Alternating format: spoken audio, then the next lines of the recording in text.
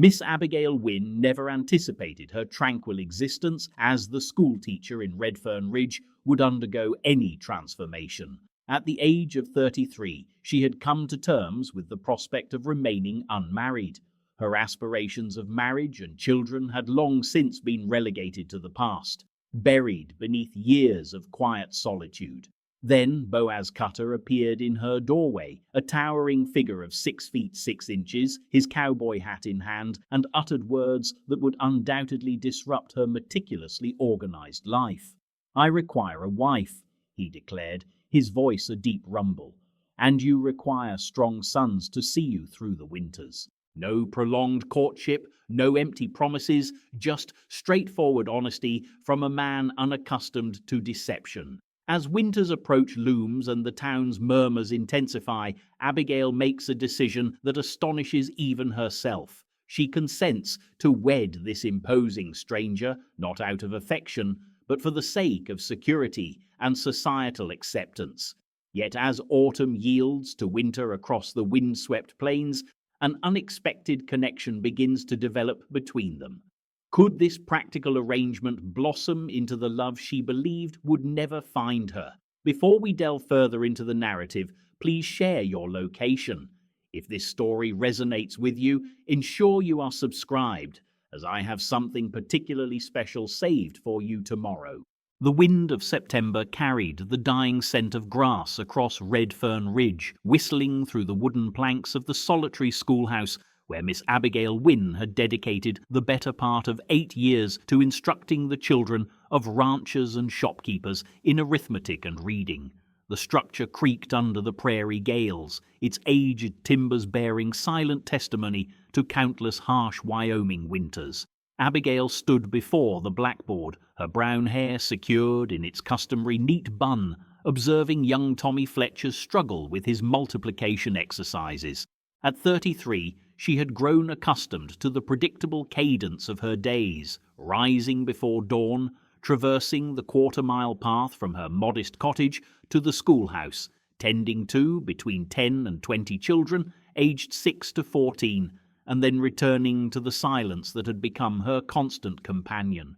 7 times 8, Tommy, she said gently, her voice imbued with the patience that had earned her the affection of the families in Redfern Ridge. The boy's brow furrowed in concentration, his tongue protruding slightly as he grappled with the problem. 56, Miss Wynne. Very good, she replied with a smile, an expression that illuminated features which, while not conventionally striking, possessed a warmth that made others feel acknowledged and cherished. Her mother had always maintained that Abigail's eyes were her most captivating feature, soft hazel that seemed to shift in hue with her emotions, though they had grown increasingly wistful with each passing year. The afternoon sun streamed through the windows, casting elongated shadows across the wooden desks where her students diligently worked on their slates. She had arranged the desks herself upon her arrival, spacing them precisely to capture the optimal light. Every detail within the schoolhouse reflected her meticulous care.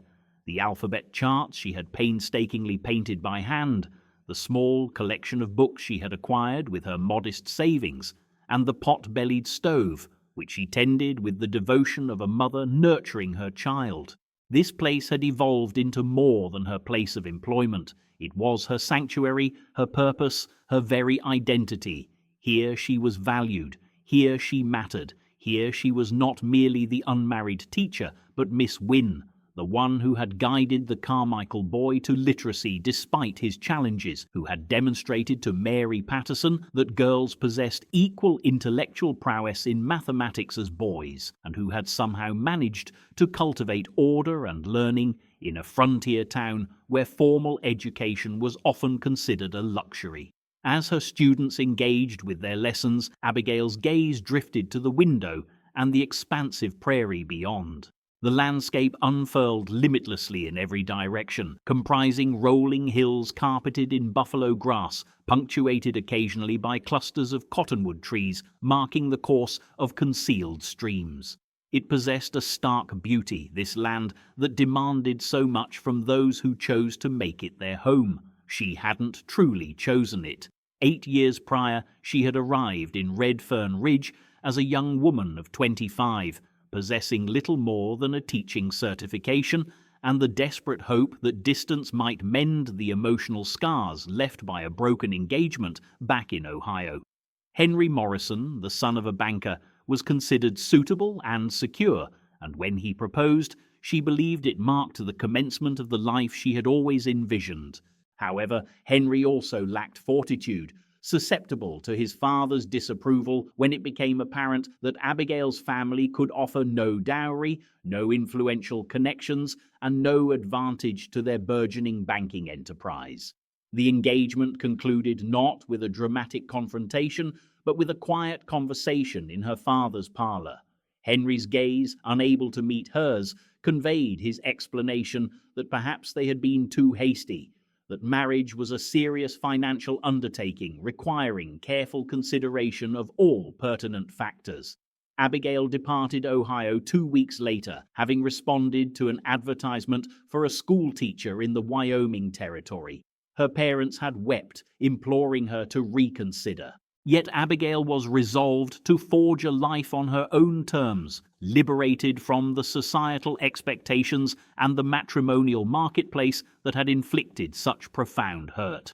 Those initial years had been arduous, the isolation, the severe winters, and the pervasive loneliness that seemed to permeate her very being during the long nights when the wind howled across the prairie like a living entity.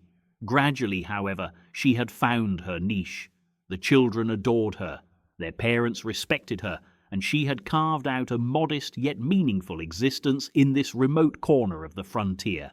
Lately, however, as she observed her former pupils marrying and establishing families, as she attended baptisms and birthday celebrations where she invariably assumed the role of the maiden aunt, never the bride or mother, a familiar pang of longing began to settle in her chest. She had convinced herself she had made peace with remaining unmarried, but peace was not synonymous with contentment. The sound of footsteps on the wooden steps outside redirected her attention to the present moment. Parents occasionally arrived early to collect their children, particularly when ranch work was demanding. She glanced at the clock. It was nearing 3:30. Soon she would dismiss the class and commence her solitary walk home. Miss Wynne, Sarah Mitchell, one of her most promising students, raised her hand. "I've finished my arithmetic. May I help Tommy with his?" "Of course, dear. That is very thoughtful of you." Abigail watched the 12-year-old girl move to sit beside the struggling boy, patiently explaining the multiplication process in the simple, direct manner that children often grasp more readily than adults. Sarah would undoubtedly make an excellent teacher someday, Abigail mused, provided her parents could be persuaded to permit her education to extend beyond the offerings available in Redfern Ridge. The footsteps on the steps grew closer, and Abigail detected the distinctive jingle of spurs, indicating a rancher. She smoothed her grey wool skirt, preparing to greet whichever parent had arrived, perhaps to discuss their child's academic progress or to inquire about supplementary tutoring. The door creaked open with its familiar sound, and a shadow fell across the threshold. But this was no ordinary shadow. It seemed to engulf the entire doorway, broad-shouldered and commanding. Abigail looked up from her desk, her breath catching in her throat.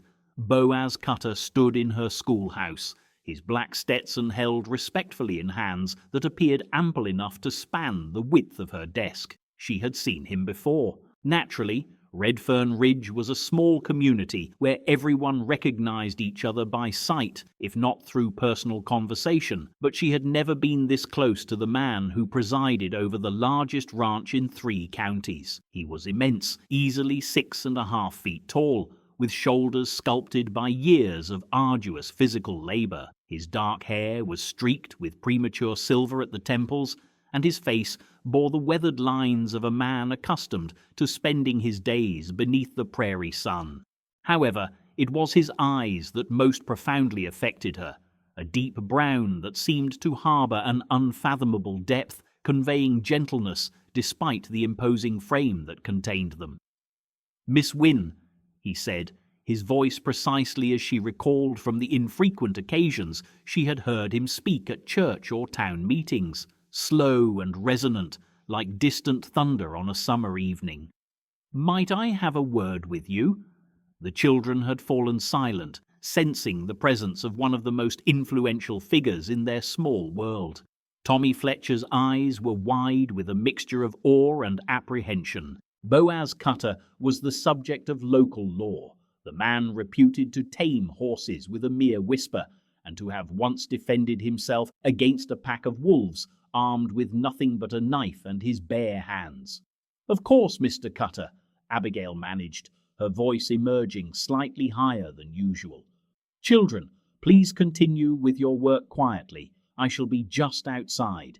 She rose from her desk, suddenly aware of her diminutive stature in comparison to this colossal man. Standing at 5 feet 4 inches, she was of average height for a woman, but Boaz Cutter made her feel remarkably small. She followed him onto the small porch outside the schoolhouse, closing the door behind them to ensure their privacy. The afternoon sun warmed her face, yet a tremor ran down her spine that had nothing to do with the temperature. This was entirely unexpected. Boaz Cutter seeking her out, requesting a private conversation. In all her years in Redfern Ridge, they had exchanged scarcely a dozen words, mostly polite greetings during Sunday services. He stood with his back to the vast expanse of the prairie, his demeanor conveying a sense of calm, yet also an unsettling gravity. There was an inherent purposefulness about him, a gravitas that suggested this was no casual visit to inquire about a neighbor's child's education. "Miss Wynne," he began, then paused, seemingly collecting his thoughts. His voice resumed, measured and deliberate. "I suppose you might find my presence here, in this manner, peculiar, but I have a matter of importance to discuss with you." Abigail clasped her hands together before her, a habit she developed over time when feeling anxious or unsure. "I'm listening, Mr. Cutter." He met her gaze directly, his deep brown eyes locking with hers, their intensity causing her heart to falter. In the distance, the faint sounds of children's voices drifted through the schoolhouse windows, the comforting cadence of learning and youth that had long formed the backdrop to her adult existence. "I require a wife," he stated plainly, as casually as one might comment on the prevailing weather or the market price of livestock. "And you, Miss Wynne, need capable sons to help you weather the coming winters." The pronouncement struck her with the force of a physical blow, utterly unanticipated and overwhelming. She simply stared at him, convinced she must have misheard, yet his expression remained unalterable, serious, awaiting her reaction to what was undeniably the most astonishing statement ever conveyed to her. Tucked away in her jewelry box at home, concealed beneath the few modest keepsakes bestowed upon her by her mother, lay her mother's wedding band, a symbol of aspirations she had long since relinquished. She hadn't looked upon it in many months, but suddenly its image was vivid in her mind, the unadorned gold circle representing all that she had convinced herself she no longer desired. She began, then faltered, her thoughts a chaotic swirl. "I'm not entirely certain I comprehend your proposition, Mr. Cutter." "I am not proposing," he countered, his tone gentle yet resolute. "I am stating a fact. 2 facts, in truth. My ranch requires a woman's careful hand, and this year's winter promises to be severe. You have no one to rely upon when the snows descend heavily, and this settlement harbors increasingly unfavorable opinions regarding unmarried women." His candor was both startling and paradoxically refreshing. No elaborate courtship rituals, no empty vows, merely an honest appraisal of their respective circumstances. It should have been an affront, this reduction of matrimony to mere pragmatic utility. Yet instead she found herself absorbing his words with genuine attention. "Mr. Cutter, I barely know you," she finally responded, her voice barely a whisper. "You know my honesty," he replied. "You know I labor diligently and settle my obligations.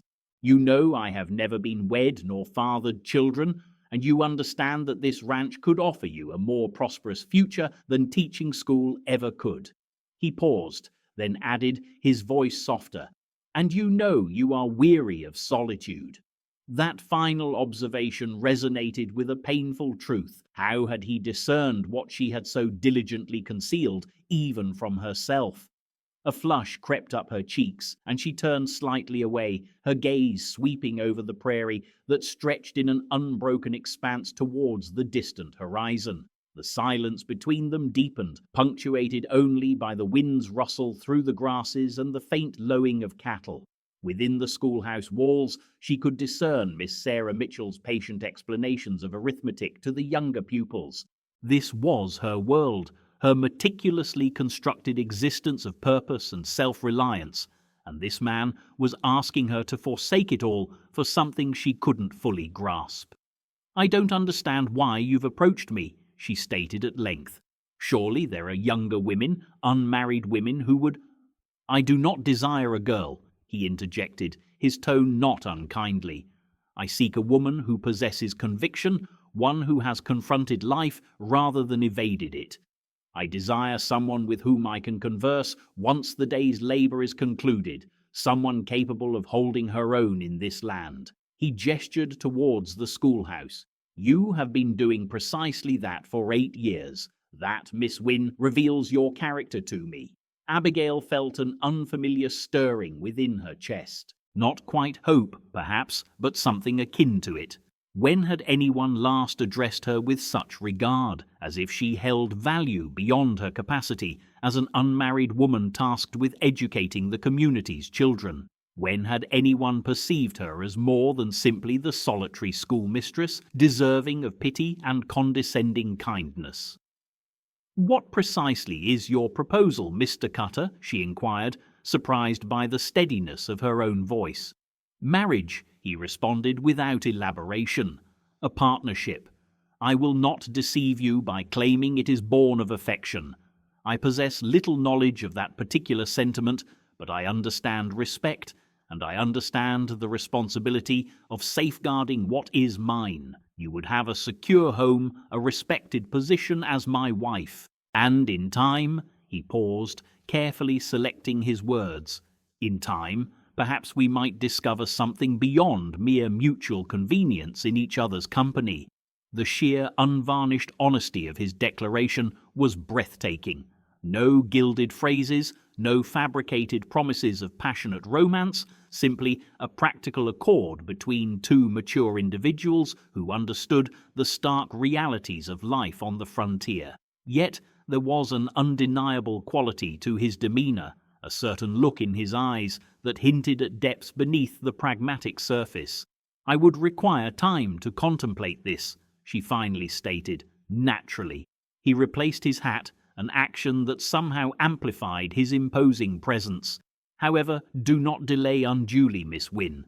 Winter approaches regardless of our readiness, and certain decisions become more formidable with procrastination." He touched the brim of his hat in a gesture of farewell, then stepped off the porch and proceeded towards his horse, a magnificent bay gelding that seemed the sole creature in Redfern Ridge capable of bearing his substantial frame with effortless ease. Abigail watched as he mounted with the fluid grace of a man born to the saddle, then rode away across the prairie, his figure diminishing until it merged with the vast, shaping landscape that had molded them both. She remained on the porch for a considerable interval, her hand resting upon the railing, her mind grappling with the sheer improbability of the encounter. Inside the schoolhouse, the children continued their studies, blissfully unaware that their teacher's carefully ordered existence had just been irrevocably altered by a proposal as unexpected as it was eminently sensible. Upon her eventual return to her classroom, Miss Sarah Mitchell looked up with bright, inquisitive eyes. "Was that regarding one of us, Miss Wynne? Are we in some sort of trouble?" "No, my dear," Abigail replied, her voice possessing a surprising calm. "Nothing of that nature at all." Yet as she observed her students' efforts, as she moved through the familiar routines of instruction and guidance, her mother's wedding ring seemed to burn in her memory, A poignant reminder of dreams she had believed were safely interred, but which Boaz Cutter's unannounced arrival had somehow reawakened. That evening, Abigail sat at her modest kitchen table, her gaze fixed upon the marriage contract Boaz Cutter had left behind, a straightforward document meticulously detailing their proposed arrangement with the same unvarnished sincerity he had displayed in person. The document lay before her like a bridge connecting two disparate existences, one familiar and secure, the other uncharted and brimming with potential. The contract, penned in a surprisingly elegant and educated script, rather than the rougher hand she might have anticipated from a seasoned rancher, offered terms that were fair, more than fair. She would retain her teaching position if she so desired, receive a personal household allowance, maintain separate living quarters initially, and be accorded the public respect due to a wife in all matters. A marriage of practical expediency, she read aloud, the words echoing in her otherwise silent cottage, between Boaz Cutter and Abigail Wynne, entered into for mutual benefit and protection, with the understanding that affection may develop but is not a prerequisite for the fulfillment of marital duties. The clinical nature of the phrasing should have been off-putting, yet she found it oddly reassuring. No unsubstantiated claims, no deceptions regarding instantaneous infatuation, merely two rational adults making a sound decision concerning their futures. A rap at her door interrupted her reflections. She swiftly folded the contract, though the reason for her impulse to conceal it remained unclear. Peering through the window, she recognized Mrs. Henderson from the Mercantile, her plump face etched with apparent concern. "Abigail, my dear," the elder woman began upon the door's opening, "I trust you don't mind my calling so late, but I overheard the most remarkable account at the store today. Please do invite me in." Abigail stepped aside, fully aware that whatever Mrs. Henderson had learned would undoubtedly circulate throughout the town by morning. "Would you care for some tea?" "That would be most welcome." Mrs. Henderson settled herself into the small parlour, her sharp gaze meticulously cataloguing every aspect of Abigail's unpretentious dwelling. "Now then, is it indeed true that Boaz Cutter paid you a visit at the school today?" Word travelled with remarkable speed in a community of merely 300 souls. Abigail busied herself with the tea kettle, buying precious moments to formulate her thoughts. Mr. Cutter did indeed stop by. Yes, Mrs. Henderson's voice carried an eager anticipation, indicative of someone who relished being the first to disseminate the latest tidings. And what was his purpose? Abigail poured the tea with deliberate care, her hands remarkably steady despite the internal turmoil. "He extended a proposition to me." "A proposition of what nature?" The elder woman leaned forward, her eyes alight with sheer curiosity. There seemed little point in attempting to maintain secrecy. By the following day, the entire town would be privy to the information anyway. Small settlements possessed their own peculiar methods of information dissemination. It would be more advantageous to shape the narrative herself. "He asked me to marry him," Abigail stated plainly. "Mrs." Henderson's teacup clattered audibly against its saucer. "Marry him, Boaz Cutter, but he has never displayed any particular interest in any woman, not in all the years he has resided here. And you yourself, you two have barely exchanged pleasantries." "That," Abigail responded, settling into her chair with her own cup, "is precisely what I told him. He described it as a practical arrangement. He requires a wife, and I—" She paused, the words catching in her throat. "Require security." The older woman regarded her with undisguised astonishment. "And what was your response?" "I informed him that I would give it consideration." Mrs. Henderson set her teacup down completely, her expression shifting from keen interest to palpable concern. "Abigail, my dear, I understand the hardships you face during the winters, living out here alone, but marriage to a man for whom you harbor no affection." Is this a prudent course of action? The query lingered in the space between them. Was it truly wise? By conventional standards, undoubtedly not, yet conventional standards had scarcely served her endeavours advantageously thus far. "What alternative would you suggest, Mrs. Henderson?" Abigail inquired softly. "I am 33 years of age. I possess no familial connections, no promising future prospects, and each subsequent year diminishes the likelihood of securing a conventional marital union, Mr. Cutter is extending an invitation to an alternate existence, but he is so very—" Mrs. Henderson gestured vaguely, searching for appropriate vocabulary, imposing, rather intimidating, all those accounts circulating regarding his formidable strength, his volatile temper when provoked. "Do you not harbour apprehension?" Abigail considered the question with genuine introspection. She was indeed cognizant of Boaz's notoriety, the tales of his considerable physical capabilities, his remarkable achievements with the ranch, the palpable deference extended to him by his peers. However, during their brief exchanges, she had discerned a different facet of his character concealed beneath that formidable exterior.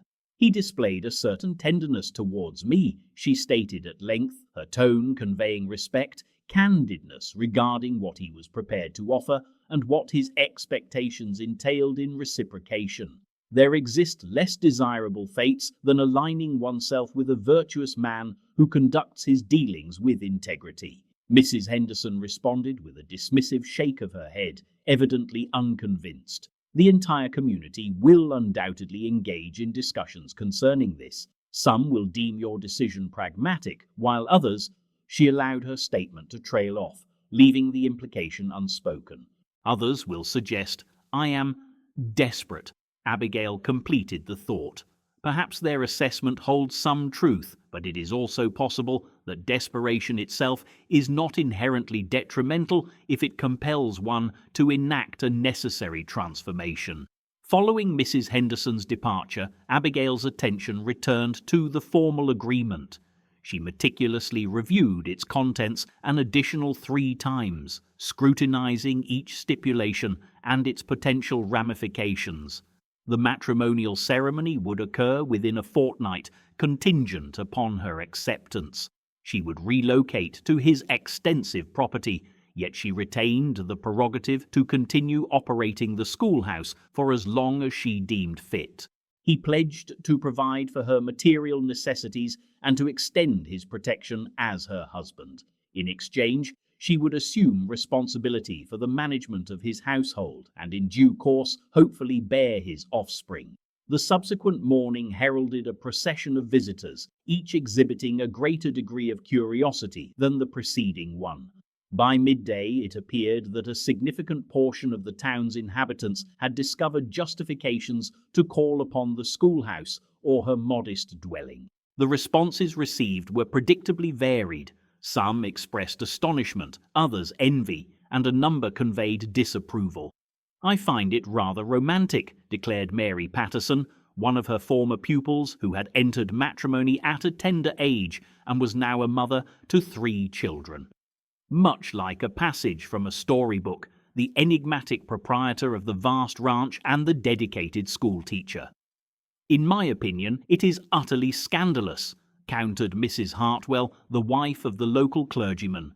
"Matrimony ought to be predicated upon affection and divine devotion, not mere expediency." Dr. Morisano, who had a prior connection to her intended fiancé, adopted a more pragmatic perspective.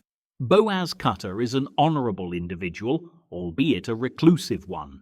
He is upright, industrious, and financially successful. You could assuredly find yourself in a less advantageous situation, Abigail." Yet it was the 8-year-old Tommy Fletcher who articulated the most persuasive rationale. As she escorted him home, following the conclusion of the school day, he looked up at her with earnest blue eyes and inquired, "Miss Wynne, are you truly going to wed Mr. Cutter?" "I am contemplating the matter, Tommy. Might I ask why?" "Because he repaired our boundary fence when Papa injured his back, and he requested absolutely nothing in return, and he once permitted me to stroke his horse." His hands are quite large, but he was remarkably gentle with the animal. My mother asserts, Tommy added earnestly, that gentle hands signify a gentle spirit. That evening, Abigail found herself standing at her window, gazing out upon the expansive prairie as the sun descended in a spectacular display of fiery orange and molten gold. The sheer immensity of the landscape never failed to stir her emotions.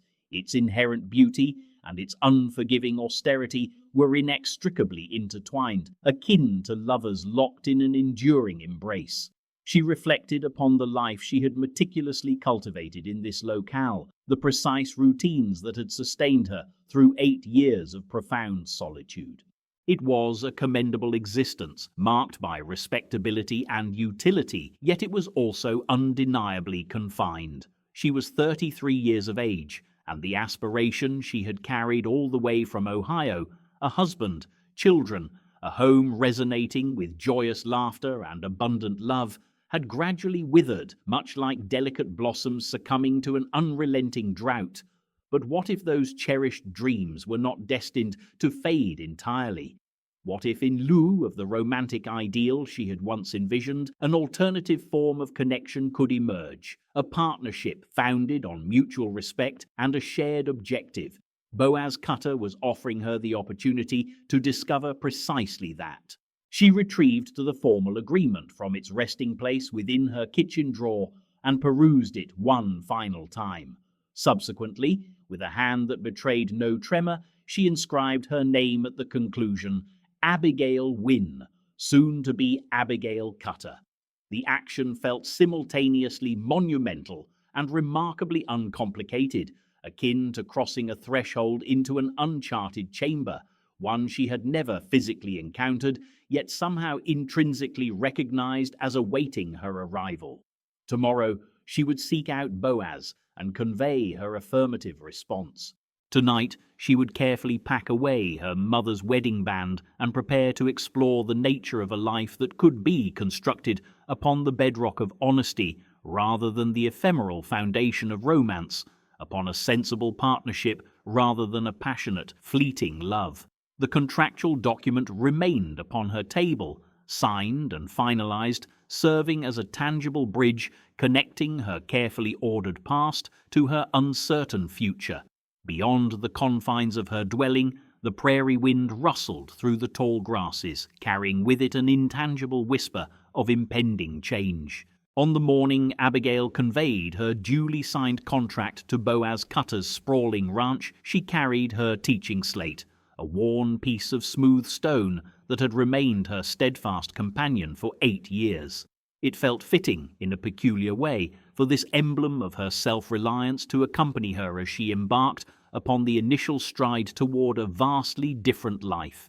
The Cutter Ranch house was nestled within a natural hollow formed by 2 gentle hills, providing a measure of shelter from the most severe prairie gales, while simultaneously affording an unobstructed view of the rising sun. The structure itself was more substantial than she had anticipated, a robust log construction featuring a broad front porch and several ancillary outbuildings that clearly indicated a considerable degree of prosperity and meticulous foresight. As she drew nearer, she could discern Boaz engaged in work near the animal enclosure, his imposing physique unmistakable even from a considerable distance. He looked up as she approached, setting aside the leather strap he had been repairing, and commenced walking toward her with that distinctive ground-covering stride she had previously observed. He was bareheaded beneath the morning sun, his dark hair catching fleeting glints of silver, and a subtle nuance in his expression, a blend of hopeful anticipation and underlying uncertainty, led her to realize that this proposed arrangement held a significance for him that his pragmatic pronouncements had not fully conveyed. "Miss Wynne," he greeted, touching the brim of his hat in a gesture of salutation. "I had not anticipated your arrival quite so early." "I wish to converse with you prior to the commencement of the school day," she responded, withdrawing the folded agreement from her small carrying bag. "I have reached my decision." His gaze lowered to the document held within her hands, and she observed a slight tightening of his jaw, an indication she could not definitively attribute to either eagerness or apprehension.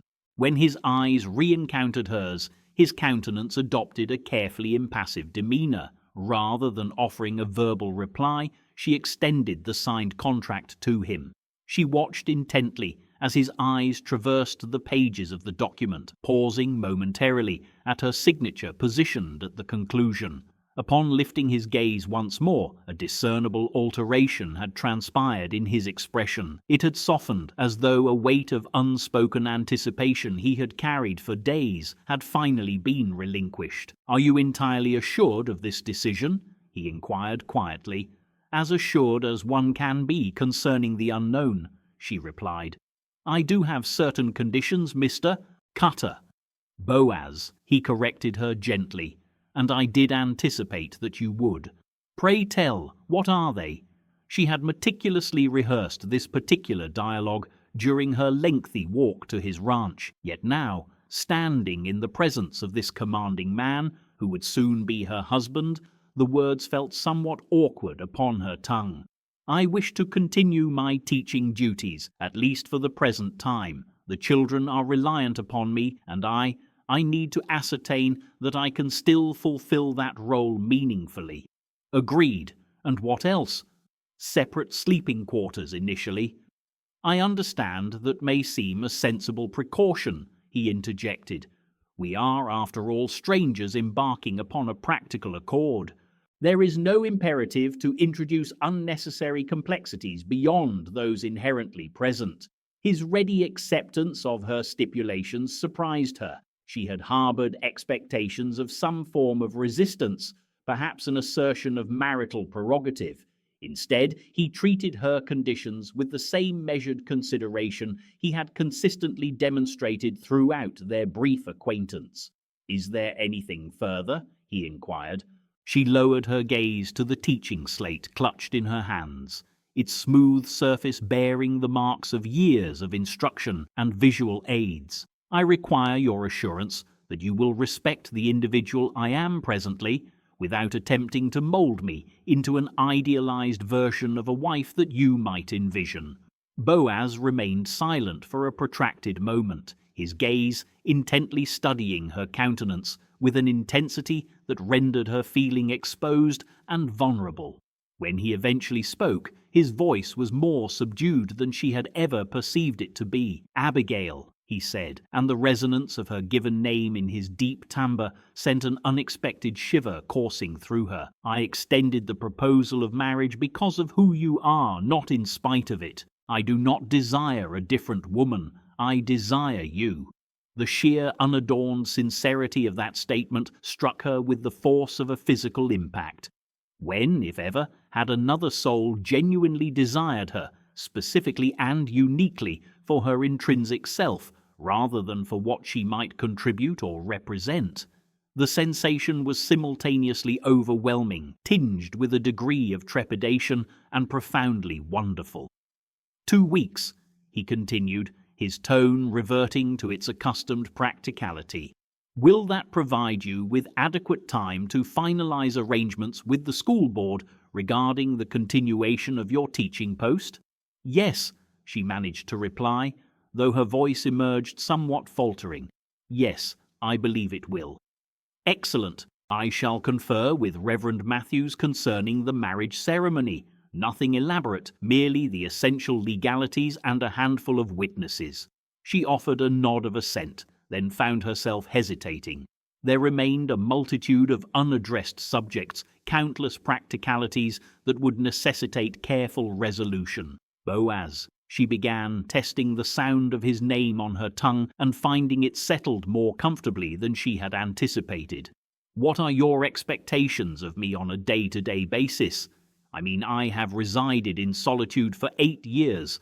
I am unfamiliar with the role of a wife." A faint semblance of a smile touched the corners of his lips. "I confess, I am equally uncertain of the role of a husband. My inclination is that we shall learn this together." The sheer simplicity of that sentiment was both reassuring and paradoxically somewhat daunting. No grand romantic overtures, no impassioned declarations, merely two individuals agreeing to navigate the complexities of life collaboratively as they progressed. She spent the ensuing 2 weeks existing in a peculiar state of suspension, caught between the life she had known and the one that lay ahead. The townsfolk observed her with a peculiar blend of fascination and thinly veiled concern, as though she were an intriguing specimen of womanhood who had perhaps strayed into a degree of mild eccentricity. Several women attempted to guide her regarding marriage, offering counsel on homemaking and domestic chores, implying she lacked basic knowledge of running a household. Mrs. Patterson, the wife of a banker, took it upon herself to instruct Abigail in wifely responsibilities, using veiled language that would have been humorous had it not been so deeply embarrassing. Other ladies recounted their own marital experiences, a mix of joyous and cautionary tales, all conveyed with the air of seasoned members welcoming a newcomer into their distinct sorority. The men's reactions were more straightforward. They either offered congratulations on her advantageous union or regarded her with that particular blend of sympathy and confusion reserved for women who made choices beyond their comprehension. Throughout these interactions, Abigail persisted with her teaching duties, holding her classes and nurturing her students with the same unwavering commitment she had always displayed. Her teaching slate served as her steadfast companion, its familiar weight a tangible reminder that, irrespective of external shifts, she remained Miss Wynne, an educator dedicated to shaping young intellects. It was young Sarah Mitchell who voiced the question that had been preoccupying Abigail's own mind. "Miss Wynne, after you are married, will you continue to be our teacher?" "For as long as you require my guidance, and I am able," Abigail responded, though even as the words left her lips, a flicker of doubt arose regarding the feasibility of her promise. Little Emma Cole, with the unvarnished curiosity of youth, inquired, "Will you have children?" The question sent a blush creeping up Abigail's neck. Children had been a part of Boaz's initial proposal, a notion of sturdy sons to see her through the winters. The prospect of bearing his offspring, of creating life with this man she barely knew, was both exhilarating and daunting. "Perhaps someday," she replied cautiously. As the wedding day drew nearer, Abigail found herself oscillating between eager anticipation and sheer panic. She possessed no wedding attire.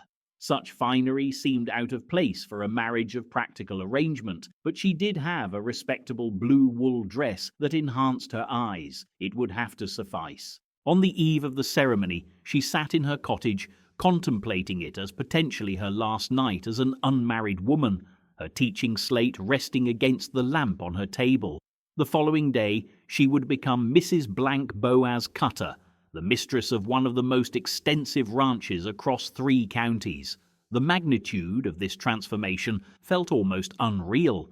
She reflected on the aspirations she had harbored as a young woman, romantic ideals of courtship and passionate affection, of being utterly captivated by a man who would cherish her above all else. Those dreams now belonged to a different person, a younger, more naive individual who had not yet learned that reality seldom mirrors the narratives found within books. Yet, she considered, there might exist alternative forms of dreams, more grounded ones, that could still lead to contentment.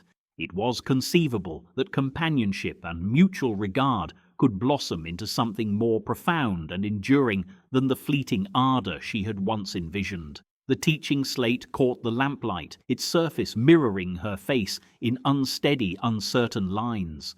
Tomorrow she would discover the woman she would become as Boaz Cutter's wife.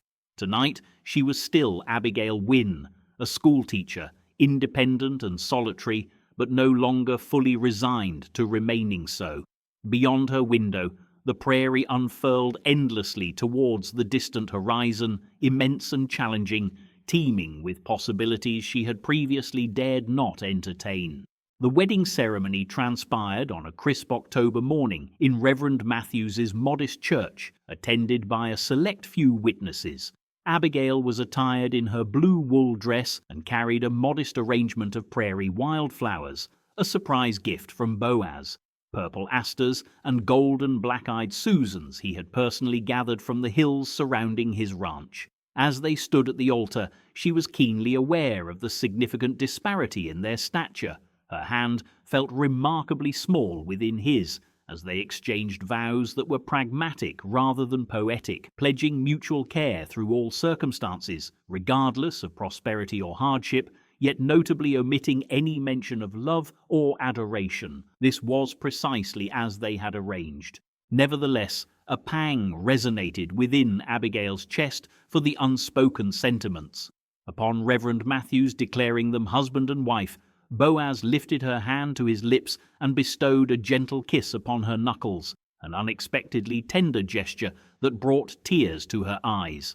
The ceremony concluded, and she was now Mrs. Cutter, bound to a man she had known for less than a month. The journey to the ranch house in Boaz's wagon was marked by a quietude, filled with the uncomfortable silence of two individuals who had just committed their lives to one another without fully grasping the practical implications of this commitment. Abigail kept her hands clasped in her lap, clutching the wildflower bouquet and attempting to soothe the flutter of nerves that had taken up residence in her stomach. "Nervous?" Boaz inquired as they neared the homestead. "Yes," she confessed. "And you?" "Yes," he replied, and his candor in some way provided her with a measure of comfort. The ranch house presented a different aspect as they approached, no longer merely a place she was visiting, but her home. Boaz had evidently made a concerted effort to prepare for her arrival. The windows gleamed, the porch had been diligently swept, and new curtains adorned the front windows, curtains that had certainly not been present during her prior visits. He assisted her from the wagon with careful hands, his touch lingering a moment longer than strictly necessary. "I have prepared a room for you," he stated, lifting her modest trunk of belongings. "It's upstairs, facing east, so you'll have the benefit of the morning sunlight." The interior of the house was surprisingly inviting and well-appointed. The main living area featured a substantial stone fireplace, comfortable seating, and, to her astonishment, an impressive bookshelf stocked with volumes she would not have anticipated a rancher possessing. Her eyes widened as she recognized titles by Shakespeare, Dickens, and Emerson. "You seem surprised," Boaz observed, following her gaze. "I am," she admitted. "I didn't realize you could read." There was a hint of amusement in his voice rather than offense. "My mother was a teacher before she married my father. She insisted on education, even for a boy who seemed destined for ranch work." This revelation subtly altered Abigail's perception of the man she had just married. She had presumed him to be uneducated, despite the meticulous handwriting on their marriage contract. The discovery of their shared appreciation for literature forged an unforeseen connection between them. "I brought some of my own books," she ventured hesitantly. "I hope that is acceptable." "More than acceptable," he replied, gesturing towards the bookshelf. "I had hoped you might contribute to the collection." He then guided her through the residence, showcasing the spacious kitchen equipped with a modern stove, the dining room capable of seating 8 individuals, and the parlor housing an upright piano, which he confessed he could not play but had inherited from his mother. Everything was immaculate and well-maintained, yet possessed the unmistakable aura of a home inhabited by a solitary man. It seemed to be missing a woman's touch, the presence of flowers, small decorative items, and the comfortable lived-in atmosphere that arises from shared daily routines. Her room was situated on the 2nd floor, ample and pleasant, with windows offering a view of the undulating hills she had grown to cherish during her years in Redfern Ridge. He had placed a small writing desk near the window and arranged her few possessions on the dresser with thoughtful consideration. "I thought you might appreciate a space for your school preparations," he explained, indicating the desk. "And there is a lamp with good illumination for reading." The meticulousness of these arrangements surprised her. This was not a casual gesture from a man fulfilling an obligation, but rather the careful planning of someone who had genuinely considered her comfort and needs. As if sensing her thoughts, he quietly remarked, "I wish for you to be content here, Abigail. This arrangement, it greatly benefits me, and I do not want you to feel that you have received the lesser end of our agreement." That evening, they shared their inaugural meal as husband and wife. A hearty beef stew and fresh bread, both prepared by him, another unexpected element of a day filled with them. The initial conversation felt somewhat strained, like two strangers cautiously navigating their way towards a comfortable interaction. "Tell me about your students," he suggested as they ate. "Which ones present the greatest challenge?" She found herself gradually relaxing as she spoke about Tommy Fletcher's difficulties with arithmetic and Sarah Mitchell's remarkable aptitude, discussing the complexities of instructing children across a broad spectrum of ages and varying levels of preparedness. He listened with genuine interest, posing insightful questions and offering observations that demonstrated a deeper understanding of education than she had anticipated. "You are skilled with them," he commented after she detailed a particularly demanding day with the younger pupils. "It is evident in how they speak of you in town. Their parents hold you in high regard, entrusting you with their children. Earning that kind of trust is not simple in a place like this." The compliment resonated within her more profoundly than she might have expected. In turn, she inquired about the ranch, and he described the challenges of cattle ranching on the prairie, the persistent anxieties concerning weather and illness, the delicate equilibrium between grazing and preservation, and the profound satisfaction derived from cultivating something enduring on unforgiving terrain. Following dinner, he excused himself to attend to the evening chores, while she took the opportunity to explore her new residence more thoroughly. The kitchen was well supplied and orderly, though clearly arranged by someone who cooked out of necessity rather than for enjoyment. The parlor bore evidence of solitary evenings, a half-completed chess puzzle, several books with markers indicating recent perusal, and a comfortable armchair positioned to best capture the firelight. Upon his return, he discovered her intently examining the bookshelf. "Have you unearthed anything intriguing?" he inquired.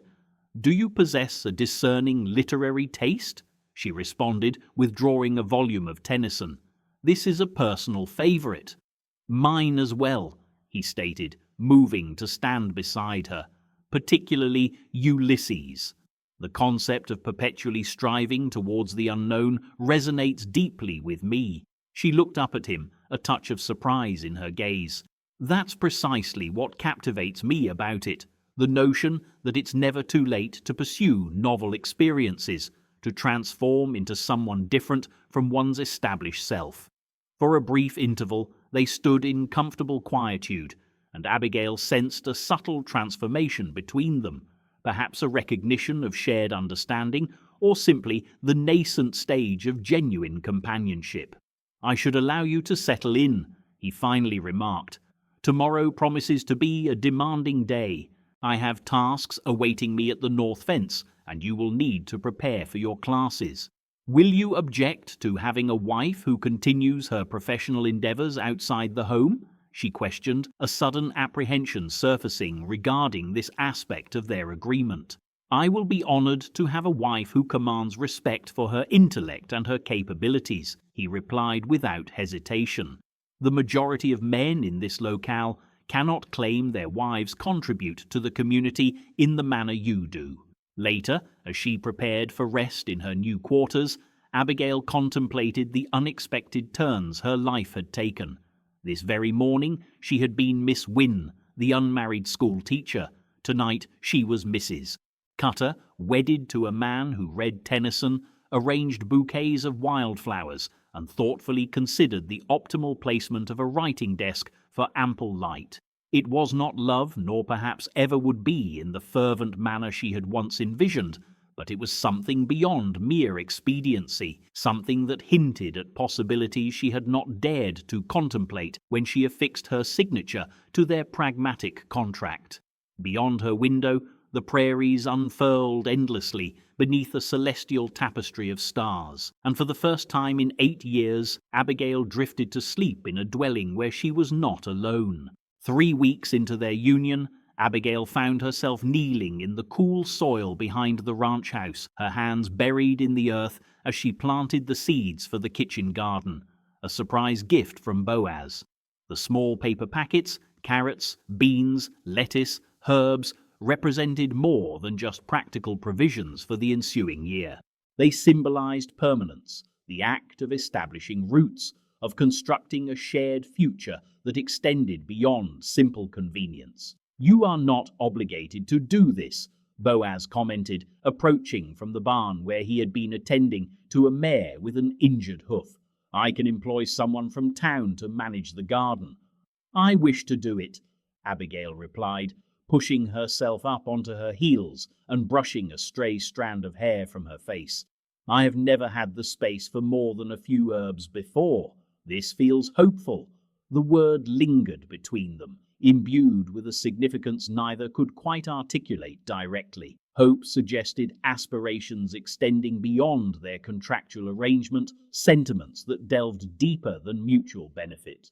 Their daily rhythm had settled into a comfortable cadence over the preceding weeks. Abigail would rise early to prepare breakfast, then walk to the schoolhouse for her classes, returning in the afternoon to find Boaz, typically engaged in work somewhere on the property. Evenings were spent in quietude, with her grading papers or reading while he attended to ranch business or undertook minor repairs. They conversed more readily now, exchanging observations about the weather, the livestock, her students, his work. Yet there were fleeting moments when their hands brushed as she handed him his coffee, or when she caught him observing her with an expression she struggled to decipher. These instances hinted at a more intricate development unfolding between them. "I spoke with Marcus Blackwood yesterday," Boaz announced, settling onto his heels beside her and examining the meticulously outlined bed designated for roses. "He has been making inquiries regarding our marriage." Abigail's hands stilled in the soil. Marcus Blackwood owned the adjacent ranch, a man renowned for his ambition and his palpable resentment of Boaz's achievements. She had encountered him at church, a handsome man in his early 40s with shrewd eyes and a smile that never quite reached them. "What sort of questions? Whether it's a genuine marriage or merely a legal arrangement to help you maintain a facade of respectability?" Boaz's tone was carefully measured, yet the underlying tension was discernible. "He seems to believe a woman such as yourself would not willingly bind herself to a man like me unless some form of desperation were involved."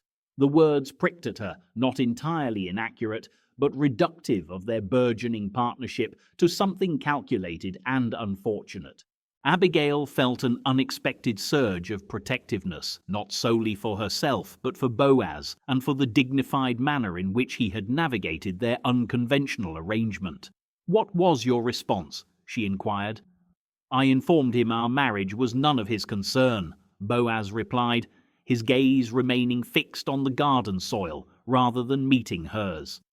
"But it prompted me to reflect on appearances, on societal expectations of a married couple." Abigail comprehended his underlying point. They cohabited like polite acquaintances, sharing living space and meals, yet maintaining a deliberate distance that was becoming increasingly apparent to their neighbors. At church, they sat together, but rarely engaged in physical contact. In town, their interactions were cordial, but devoid of affection. To any external observer, they must have appeared precisely as Blackwood suspected. Two individuals bound by a marriage of pure expediency. "Are you concerned about public perception?" she asked. "I am concerned about what it might signify for you," he responded, finally looking directly at her. "If people begin to believe this is not a legitimate marriage, it could impact how they view you as an educator. Some of the more traditional families might be disinclined to have their children instructed by a woman in a questionable circumstance." The possibility had not previously occurred to her, but she recognized the validity of his apprehension. Her reputation was paramount to her continued ability to teach, and anything that cast a shadow upon her moral standing could undermine years of diligent effort in cultivating trust within the community. "What is your recommendation?" she inquired. For a moment he appeared almost hesitant. This imposing figure capable of taming horses and weathering prairie storms without faltering. "We could make a greater effort to present ourselves as a typical married couple in public. I mean, small gestures that married couples engage in, such as offering your arm when we walk together, sitting closer in church, perhaps." He paused, a faint flush appearing on his cheeks. "Perhaps you could address me as something other than Mr. Cutter when others are present." The suggestion was so modest, so reasonable, that Abigail nearly offered a smile. Yet there was a certain vulnerability in his expression that prevented her from dismissing it lightly. This man, who had approached their marriage with such direct pragmatism, was now seeking tacit permission to act the part of her husband in public, clearly finding the request more challenging than he had anticipated. "I believe that would be prudent," she stated carefully, "for both our sakes." Relief flickered across his features. "Good. That's good." They continued working in the garden for the next hour, their conversation shifting to safer subjects like which vegetables thrived best in prairie soil and methods for shielding delicate plants from unexpected late frosts. However, Abigail was conscious of a subtle yet significant shift in their dynamic. The boundaries of their relationship were expanding, albeit in small, deliberate increments. That Sunday at church, she slipped her hand through his arm as they ascended the steps, feeling the solid strength of him beneath her palm. During the service, she sat close enough that their shoulders occasionally brushed, and when Reverend Matthews invited the congregation to greet their neighbors, Boaz placed his hand gently on the small of her back, a touch so light it might have been imagined, yet possessive enough to be noticed by any observer. The shift in public reactions was immediate and gratifying. Mrs. Patterson offered an approving smile, nodding as if a lingering doubt had been resolved. Even Marcus Blackwood, seated 2 pews ahead with his wife, turned to observe them during the service, his eyes narrowing slightly as he registered their newfound proximity. After church, as they conversed with other parishioners outside, Dr. Morrison complimented Boaz on Abigail's apparent happiness. "Marriage suits her," the elder gentleman remarked, and Boaz's hand tightened almost imperceptibly on her arm. "Thank you," Boaz replied, his voice carrying a tone of quiet pride that caused Abigail's heart to flutter. "I consider myself a fortunate man." The words were perfectly appropriate for public consumption, but as he looked down at her while speaking, she detected something in his eyes that transcended mere performance. Genuine warmth was present, perhaps even affection, and this realization sent a ripple of something akin to hope, attraction, and possibility through her chest. As they walked home from church, their new public display of intimacy felt both natural and peculiar. She found herself acutely aware of his presence beside her, the way he adjusted his stride to match hers, the protective manner in which he guided her around puddles and uneven patches of ground. "Thank you," she said, as they neared the ranch house. "For what?" "For caring about my reputation, about my teaching. I understand this is not the sort of marriage you might have chosen had circumstances been different." He stopped walking and turned to face her, his expression earnest. "Abigail," he began, and her name spoken in his deep voice still sent a pleasant tremor through her. "I need you to grasp something. I did not propose marriage because I lacked alternatives. I asked you because I desired you specifically. The woman who had dedicated 8 years to educating the children in this settlement, a lover of Tennyson and gardening who wasn't afraid to voice her convictions when something truly mattered. The sheer force behind his pronouncements, the unshakable belief that underscored his words, left her momentarily unable to speak. This was a far cry from the detached, pragmatic understanding she had agreed to.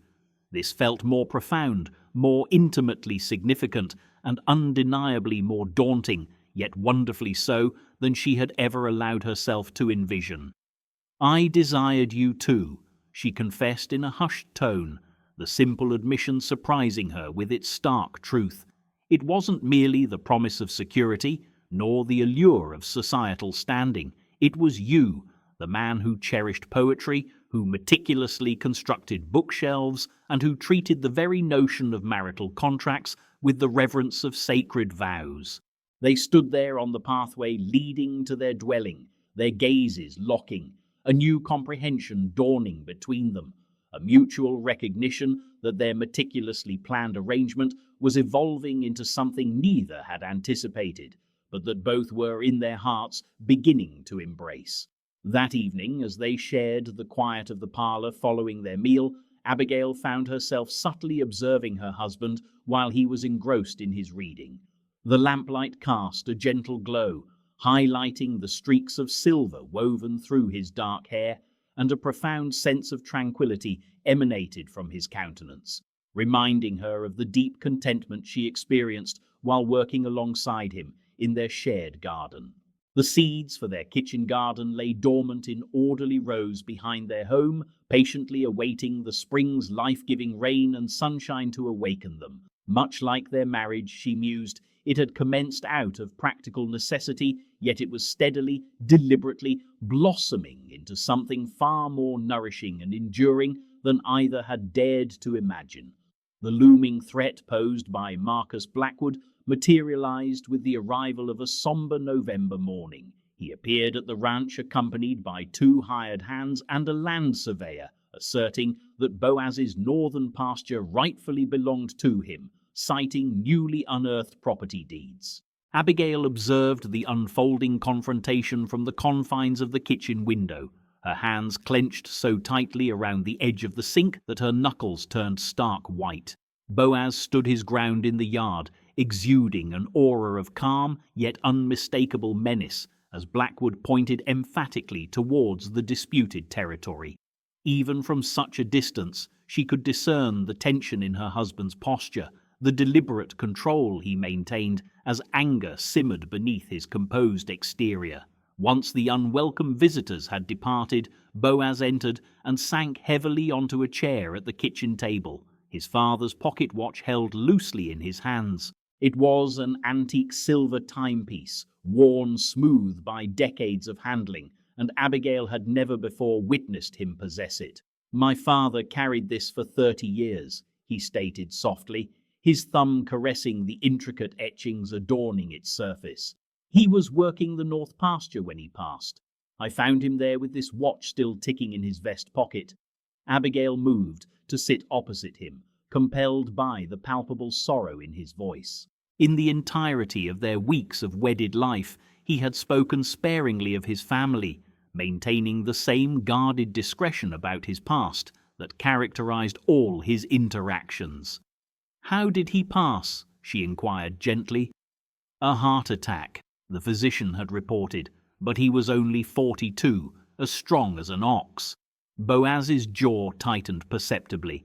"I've always harbored a suspicion that there was more to it. He'd been involved in disputes with Blackwood concerning water rights and grazing boundaries. My father was a trusting soul. He believed men settled their disagreements through discourse, not through violence."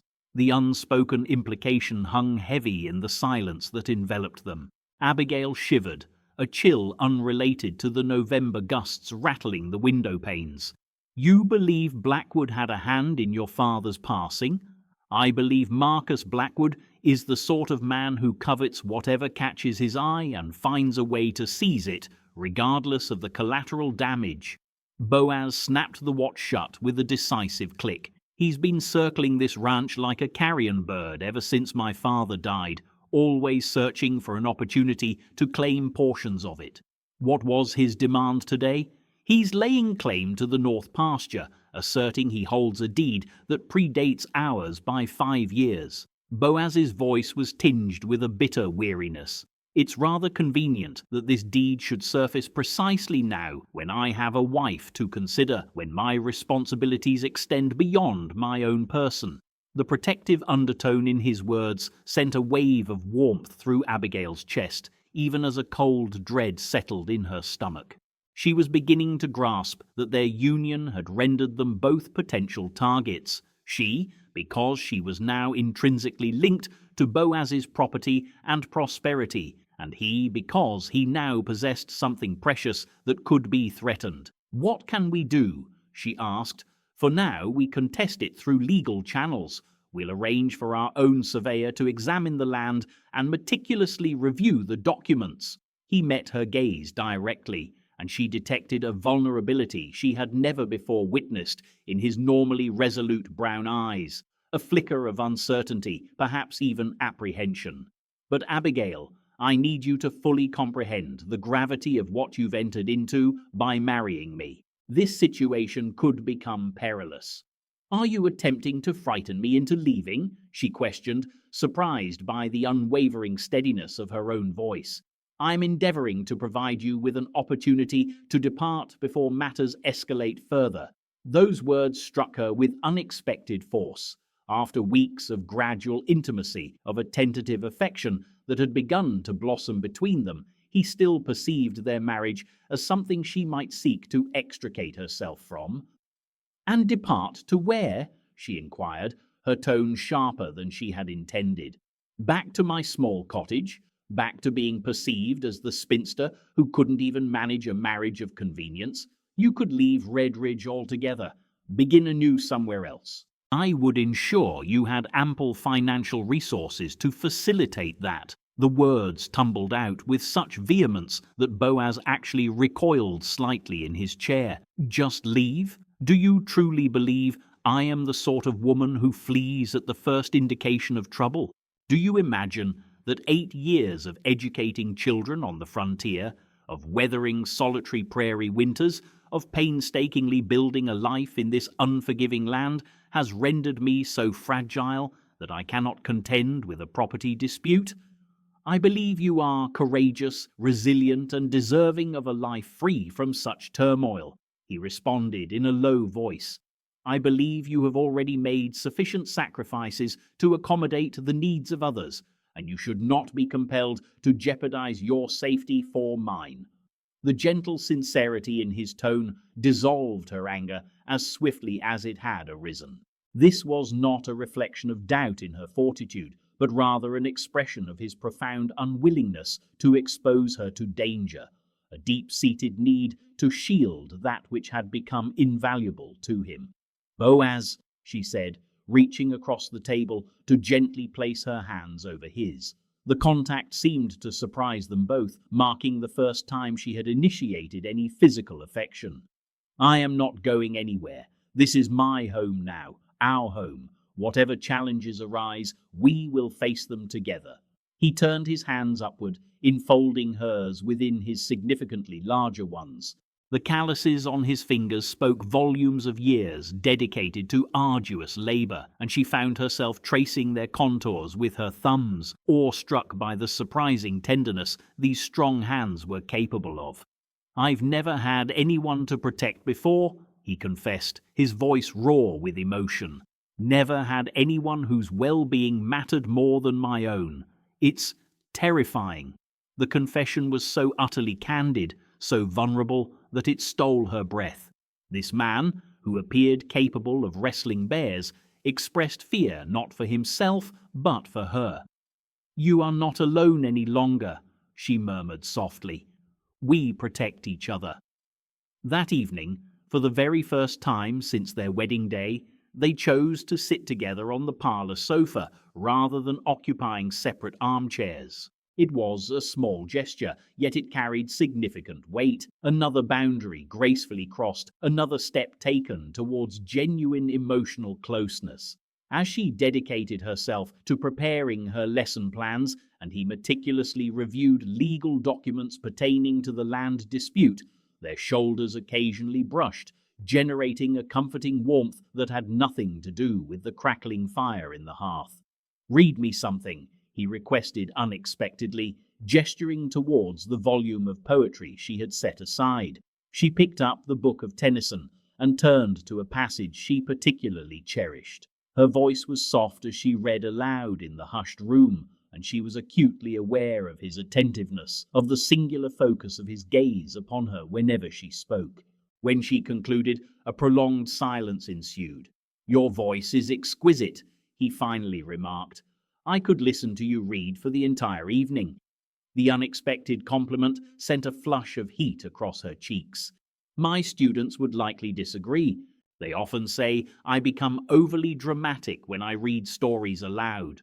"They are mistaken." His voice was imbued with an emotion she couldn't quite identify, a gentle rasp. "You breathe life into the words."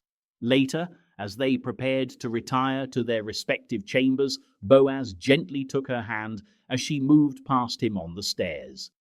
"Abigail," he said, and there was an inflection in his voice that made her heart leap. "Thank you for staying, for choosing to stand with me rather than seeking refuge elsewhere." She looked up at him, this formidable man who found solace in poetry, who worried about her safety, and who carried his father's watch as a sacred ward against loss. "Thank you for giving me something of profound value to stand for." He lifted her hand to his lips, pressing a soft kiss to her knuckles, a gesture that mirrored their wedding day. Yet this time the act felt distinctly different, less formal, more deeply intimate, charged with the burgeoning connection that had taken root between them. As she ascended the stairs to her room, Abigail carried with her the lingering memory of his touch, the warmth in his eyes when he regarded her, and the growing certainty that their pragmatic arrangement was blossoming into something far more meaningful and precious than either had dared to anticipate.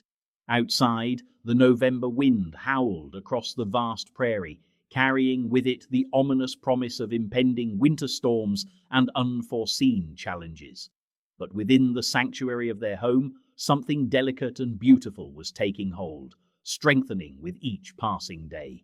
The fraudulent document was ultimately discovered in the most unexpected of locations, tucked discreetly between the pages of a book on cattle husbandry that Abigail had borrowed from the church's library.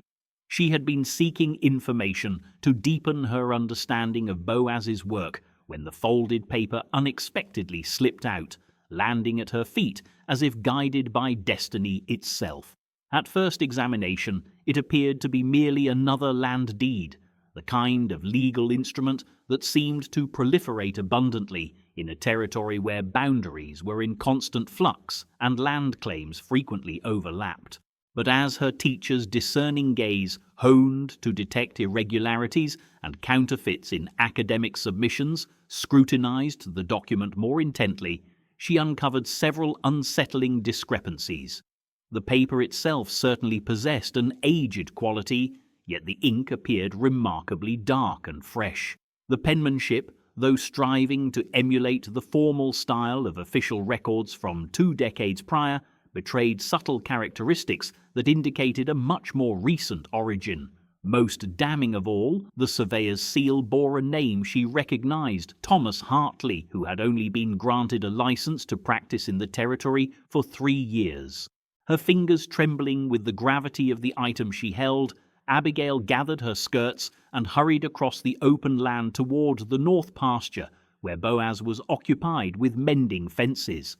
The wind tugged strands of hair from its neat arrangement, and her exhales were sharp puffs in the frigid atmosphere, but she maintained her pace until she reached him. "Boaz," she called, presenting the document, "you must examine this." He straightened from his labor immediately, his demeanor conveying an instant awareness of her distress. As she placed the paper into his hands, his expression darkened progressively with each line he absorbed. "Where did you discover this?" he inquired softly, his tone carrying an undertone of danger that compelled her to move closer instinctively. It had been tucked between the pages of a book from the church's collection, concealed as if intended for later retrieval, but ultimately forgotten. She observed his face as comprehension dawned. "It's a forgery, isn't it? The deed Blackwood presented to the surveyor." "More than a forgery," he confirmed, his voice even, though the anger was palpable in his eyes, like gathering storm clouds on the horizon. "This is a practice copy. Observe here." He indicated notations in the margins, areas where different iterations of the forged script had been tested. Whoever created this was refining their technique before producing the final version. The implications struck Abigail with the force of a cold wave. "He's been orchestrating this for years. The claim on your land, the threats, everything." "Longer than that, I suspect," Boaz replied. He folded the document with deliberate, controlled movements. "My father passed away 20 years ago this very month, right here in this pasture, working alone with no witnesses." He gazed out over the contested territory, his eyes seemingly peering into the past. "I was 17, consumed by grief and overwhelmed by the responsibility of managing a ranch I wasn't prepared for. If someone had intended to falsify property records, seize land, or conceal a crime, that would have been the opportune moment. The unspoken possibilities hung heavily between them. Abigail felt a wave of nausea as the full extent of Marcus Blackwood's deceit became clear. This was not merely about territory or financial gain. It was about a murder, masked by fabricated documents and 2 decades of meticulous planning. "We must inform someone," she urged. "The sheriff, the territorial authorities." "With what evidence?" Boaz's response was laced with bitterness. "A document demonstrating that someone practiced forging a deed? That's hardly proof of murder, Abigail. It's barely evidence of fraud." "Then what course of action do we take?" Before he could reply, the sound of approaching horses diverted their attention. Marcus Blackwood was riding towards them, accompanied by 4 armed men, their expressions grim and purposeful. Abigail instinctively drew closer to Boaz, and he instinctively wrapped an arm around her protectively. "Cutter," Blackwood called out as he reined in his horse approximately 20 feet away. "I've come to offer you one final opportunity to address the matter of the North Pasture reasonably. Sign over the deed, and there will be no unpleasantries." "My answer remains the same as it was yesterday," Boaz responded calmly, though Abigail could sense the coiled tension within him. "This land is rightfully mine, and it will remain so." Blackwood's gaze shifted to Abigail, and she found herself disliking the calculating coldness she detected, a gaze that sent a shiver down her spine. "Even if it means endangering your charming wife." The threat was clear, and Abigail felt Boaz's arm tighten around her. Yet instead of the apprehension she anticipated, a fierce indignation surged through her. How dare this man intrude upon their home, threaten their shared existence, and attempt to usurp what they were building through deception and coercion? "You are wasting your time, Mr. Blackwood," she stated, her voice imbued with the authority she employed when managing recalcitrant students. "We are aware of the falsified deed. We know you have been orchestrating this fraudulent scheme for years." Blackwood's complexion paled, and his hand moved involuntarily towards the firearm holstered at his hip. "You are mistaken. You cannot possibly know what you are discussing." Abigail retrieved the practice document from Boaz and held it aloft. Thomas Hartley's seal on a deed purported to be 23 years old when he has only been licensed for 3. Handwriting that bears a striking resemblance to yours, Marcus, and notations in the margins where you rehearsed your forgery. Blackwood's composure disintegrated. "Hand over that paper." "So you can destroy the evidence?" "I think not."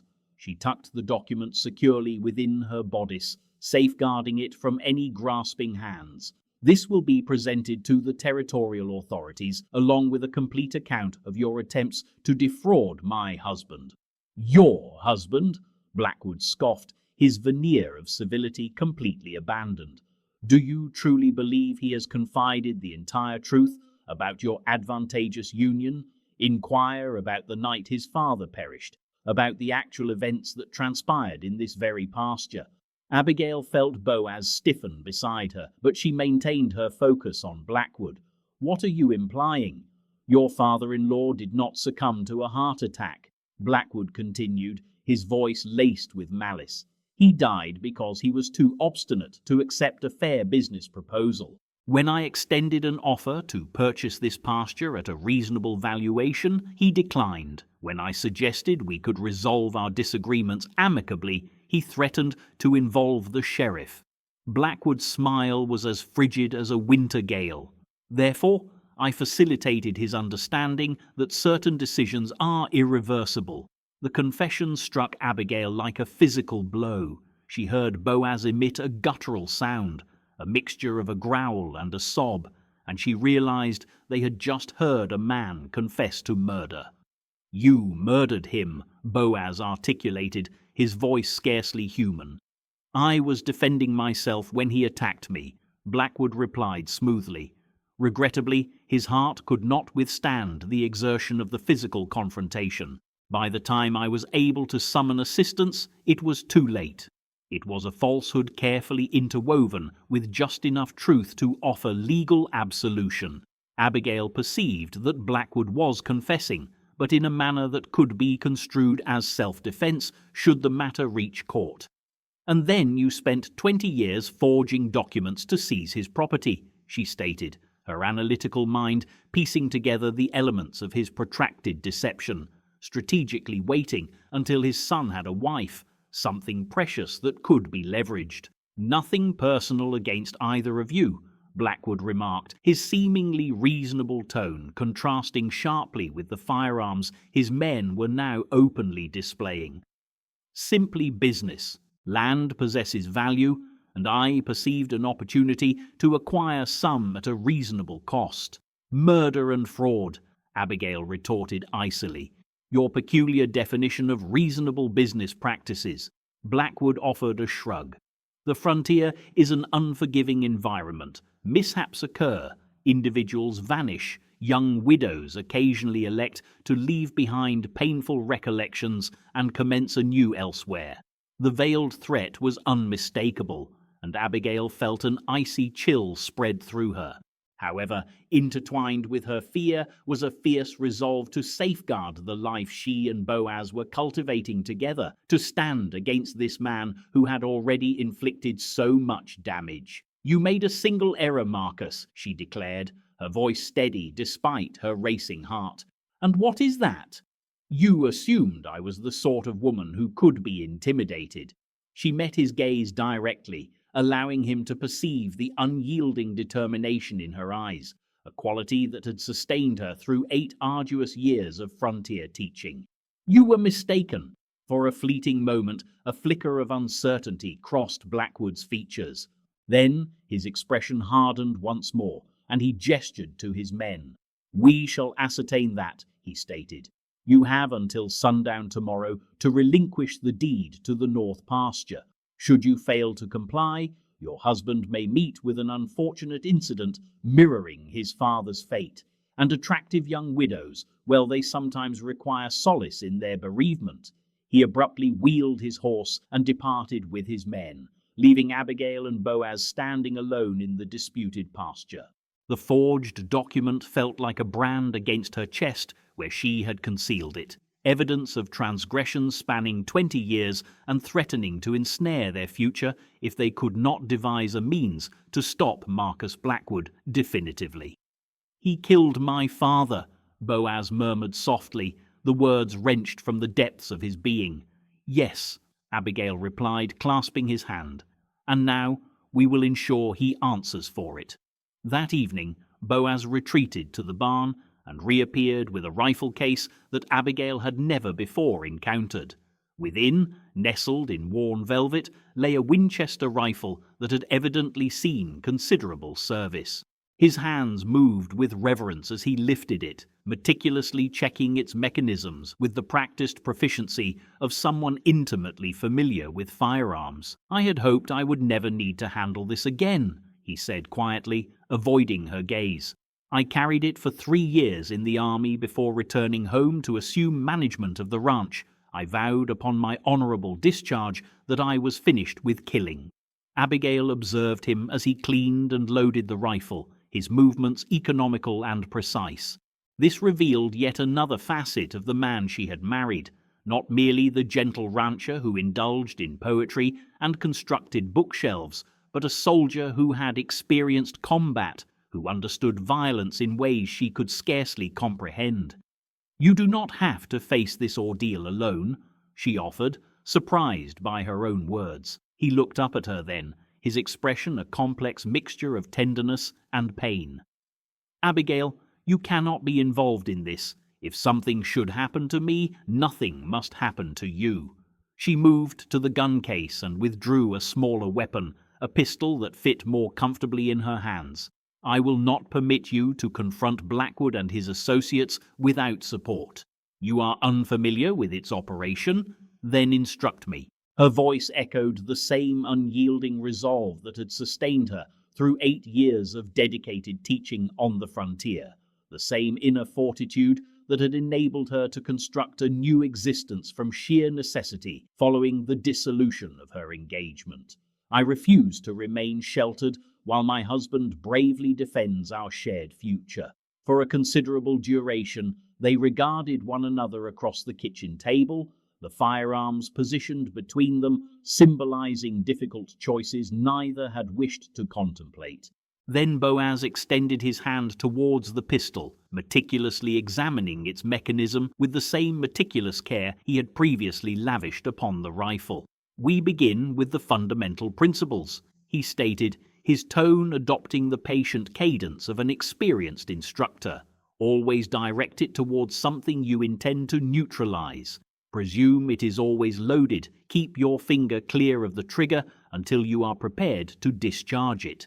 They subsequently devoted the ensuing hour within the confines of the barn, employing bales of hay as their targets, while he imparted the essential skills of marksmanship to her. Initially, her hands trembled, not from apprehension, but from the profound gravity of their impending confrontation. By the conclusion of the session, she demonstrated a commendable ability to strike the target center with reasonable consistency, despite the persistent ringing in her ears from the noise and the aching in her arms from the unfamiliar physical exertion. "You possess a natural aptitude," Boaz remarked as they returned to the house, a palpable sense of pride evident in his voice, mingled with his underlying concern. "However, discharging rounds at hay bales is a fundamentally different endeavor than aiming at individuals intent on taking our lives," she completed his thought. "I grasp that entirely, but I will not allow apprehension to render me ineffective when your need for me arises." The subsequent morning heralded the arrival of visitors, Dr. Morrison, Reverend Matthews, and 3 other gentlemen from the township, all visibly armed and bearing somber expressions. As they conferred with Boaz in the yard, their exchange too subdued for her to discern the specifics, their collective purpose was unmistakably conveyed by their determined postures. Upon Boaz's re-entry into the house, his demeanor registered a distinct improvement compared to its state since the initiation of Blackwood's threats. "News has circulated regarding yesterday's events," he announced, settling himself into his chair at the kitchen table. "It appears Blackwood has cultivated animosity within the town for numerous years. Dr. Morrison recalls instances of suspicious injuries sustained by some of Blackwood's men, individuals who inquired too deeply or possessed compromising knowledge. Reverend Matthews reports that 3 families have abruptly departed the community following disputes with Blackwood concerning land or water rights. They have pledged their assistance. They stand with us." His hand found hers across the table, a gesture conveying warmth and unwavering support. "This conflict transcends the confines of our ranch alone. It is about halting a man who has terrorized this entire county for decades. The strategy they devised was both straightforward and potent. Blackwood's ultimatum had stipulated sundown, and their expectation was that he would personally arrive to enforce it, accompanied by his hired muscle to ensure compliance. The men from town were to strategically position themselves around the ranch house, establishing a crossfire that would effectively prevent Blackwood from disengaging once hostilities commenced. "What will be my designated task?" Abigail inquired. "You will remain indoors, secure, while we address the situation," Boaz responded, though his tone suggested he already anticipated her definitive reply. "No." She surveyed the gathered men around the table, her voice resonating with the same authoritative command she employed in her classroom. This confrontation was instigated by Blackwood's belief that he can intimidate a woman, that I represent a vulnerability he can exploit. "I will not conceal myself while you risk your lives to ensure my safety." Dr. Morrison cleared his throat somewhat awkwardly. "Mrs. Cutter, with all due respect, this is not a suitable undertaking for a lady." "With all due respect, Doctor," she interjected, "I have been self-reliant on this frontier for 8 years. I am capable of shooting. I can maintain composure under duress, and I possess an equal right to defend my home as any individual present at this table." The men exchanged hesitant glances, clearly discomfited by the notion of a woman engaging in combat. However, Boaz regarded her with an expression bordering on admiration. "She speaks the truth," he stated quietly. "This is her struggle as well, and she has demonstrated that she will not be intimidated or sidelined." Reverend Matthews shifted with a degree of unease. "It contravenes natural order, a woman participating in a gunfight." "What defies natural order is murder masquerading as commerce," Abigail retorted sharply. "Marcus Blackwood was responsible for the demise of my husband's father and has profited from that transgression for 20 years. If you believe I will cower in a corner while he threatens to inflict the same fate upon Boaz, then you have a profound misunderstanding of my character." The discussion persisted for another hour, but eventually the men acquiesced to her inclusion in their strategic planning. Her designated position would be at the upstairs window of the house, affording her a clear view of the approach from the main thoroughfare and the capability to provide covering fire should the situation necessitate it. While not directly on the front lines, it represented active participation and validated her entitlement to safeguard the life she and Boaz were diligently cultivating together. As the sun commenced its gradual descent towards the horizon, the men assumed their carefully chosen positions. Dr. Morrison situated himself behind the barn. Reverend Matthews and 2 others took their places in the modest cluster of cottonwood trees adjacent to the creek, and the remaining individual occupied the loft, from which he could survey all directions. Boaz remained conspicuously in the yard, appearing isolated, although Abigail was aware that the Winchester rifle was within his immediate reach. She settled herself by the bedroom window, the pistol loaded and poised in her hands. From this elevated vantage point, she could observe the road extending towards the town, presently deserted, but soon to be traversed by men driven by malevolence and avarice. The period of waiting proved to be the most arduous. As the shadows lengthened and the ambient temperature diminished, Abigail found her thoughts drifting to the significant transformations that had reshaped her existence over the preceding months. Merely 6 months prior, she had resigned herself to a life of singlehood, content with her modest, secure existence as the town's school teacher. Now she was married to a man for whom her affections were deepening, and she was preparing to engage in a violent confrontation with perpetrators of murder and theft. The irony was not lost on her that Marcus Blackwood's threats had inadvertently achieved something entirely unintended. They had compelled both her and Boaz to rely implicitly on one another, to transcend the carefully delineated boundaries of their pragmatic arrangement and embrace a connection that was more profound and precious than either had dared to anticipate. A subtle movement on the road captured her attention. Riders were approaching, 5 men heavily armed, Marcus Blackwood unmistakably leading the group. Abigail felt her heart begin to pound with increased intensity, yet her hands remained resolutely steady upon the pistol. Whatever unfolded in the ensuing moments would decisively shape not only their physical survival, but also the potential for the life she and Boaz were endeavoring to build together to continue its growth. She watched as they drew nearer, noting the confident posture of Blackwood astride his horse and the casual menace conveyed by the stances of his companions. He evidently believed this would be a simple matter, expecting to intimidate a rancher and his timid wife into surrendering valuable acreage rather than confront a losing battle. He was soon to discover the profound extent of his miscalculation. "Be cautious," she whispered, though she remained uncertain whether these words were directed at Boaz, at herself, or at the delicate yet burgeoning love that had unexpectedly bestowed its strength and promise upon them both. The school bell, which Abigail had retrieved from the schoolhouse, rested on the windowsill beside her, its polished brass surface catching the gleam of the late afternoon sun. It was intended to serve as her signal to the men strategically positioned around the ranch.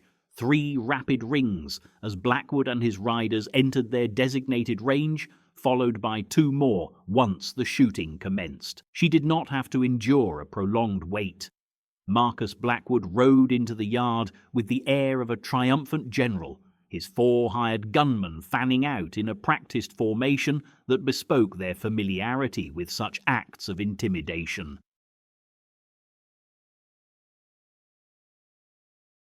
They exuded confidence, appearing relaxed, clearly anticipating no substantial opposition from a rancher and his school-teacher spouse. "Cutter," Blackwood called out, his voice effortlessly carried across the expanse of the yard. "Your time has expired. Are you prepared to exercise reason, or must we resort to making this an unpleasant affair?" Boaz stood before the house, his hands hanging loosely at his sides, the Winchester rifle propped against the porch railing within easy reach. From her vantage point at the window, Abigail could discern the palpable tension in his shoulders and the deliberate manner in which he balanced his weight, poised to react instantly in any direction. "I conveyed my position to you yesterday," Boaz replied, his voice measured and steady. "This land remains with me. It belonged to my father, and it belongs to me." "Your father is deceased," Blackwood declared with a cruel indifference. "He has been for 20 years. It is time to relinquish the past and confront the reality of the present." Abigail's grip tightened on the school bell. The men were now sufficiently close, well within the agreed-upon range. She lifted the bell and rang it 3 times, the clear, resonant tones of bronze carrying across the prairie like an unambiguous warning. Blackwood's head snapped upwards at the sound, his gaze scanning for the source. "What was that?" "That," stated Dr. Morrison, emerging from his concealment behind the barn, his rifle precisely aimed at the nearest hired gunman, "is the sound of your fortunes turning against you, Marcus." The transformation was instantaneous and electrifying. Blackwood's men instinctively reached for their weapons, only to find themselves confronted by the muzzles of firearms emanating from 3 distinct directions as the townsmen materialized from their concealed positions. Reverend Matthews stepped forth from the cottonwood grove, his customarily gentle demeanor replaced by an expression of grim resolve. The other men emerged from their hiding places, all visibly armed.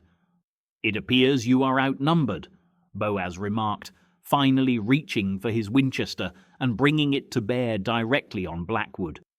"Perhaps you should reconsider your current stance." For a fleeting moment, a tableau unfolded. Armed men on opposing sides of the ranch yard, and palpable tension crackling between them like the prelude to a violent storm. Abigail held her breath, acutely aware that the ensuing seconds would determine whether this confrontation concluded with words or with bloodshed. Then, one of Blackwood's more formidable-looking men, lean and dangerous with distinct scarring on his face, made the decisive move for everyone. His hand darted towards his firearm, and the yard erupted into immediate pandemonium. Abigail rang the school bell twice more, the signal for the commencement of battle, although the ensuing barrage of gunfire rendered any further signals entirely superfluous. She raised her firearm, aiming at one of Blackwood's henchmen, attempting to outmaneuver Dr. Morrison. She pulled the trigger, The jolt of the discharge was more potent than anticipated, yet her aim remained steady. The assailant staggered, clutching a wounded shoulder, his weapon clattering away. It was her first time discharging a weapon at another person, and the stark reality of the act struck her with the force of a physical blow. The immense responsibility, the finality of violence, and how it irrevocably altered everything in a single moment weighed heavily. However, there was no reprieve for contemplation. Below, in the yard, Boaz moved with the practiced, fluid agility of a seasoned combatant. He used the porch for cover, expertly operating his rifle with devastating precision. One of Blackwood's mercenaries had been permanently incapacitated. Another lay wounded, striving to drag himself to safety. Meanwhile, Marcus Blackwood himself had dismounted and was advancing towards the homestead, his eyes blazing with malevolent intent. "Show yourself, saboteur," he bellowed, his carefully maintained composure finally shattering. "Face me as a man, not concealed behind your wife, the schoolteacher." The insult ignited a blaze of fury within Abigail's core. She leaned out the window, her pistol leveled at Blackwood's center of mass. "I'm not hiding," she called down. "I'm right here." Blackwood's head jerked upward, and for a fleeting instant their gazes locked across the expanse. She perceived a flicker of surprise, perhaps even a hint of respect, before his features contorted back into a mask of hardened animosity. "You should have stayed out of my affairs, schoolmarm," he snarled, bringing his own firearm to bear on her position. But Boaz was already in motion, surging from the porch with a guttural roar of pure rage that seemed to reverberate through the very atmosphere. "You dare not aim that weapon at my wife." The two men met in the middle of the yard, with a sickening crunch of impact. Blackwood's shot went wide as Boaz tackled him, sending them both crashing to the ground. They tumbled through the dirt, locked in a desperate struggle for control of their firearms. Abigail's mounting horror grew as she realized a clear shot was impossible without risking a strike at her husband. Around them, the broader engagement was subsiding. Dr. Morrison and the other residents had either subdued or dispersed the remaining hired hands. However, the truly significant confrontation, the personal vendetta between Boaz and the man responsible for his father's demise, was just commencing. Though Blackwood was smaller than Boaz, he was sinewy and driven by desperation.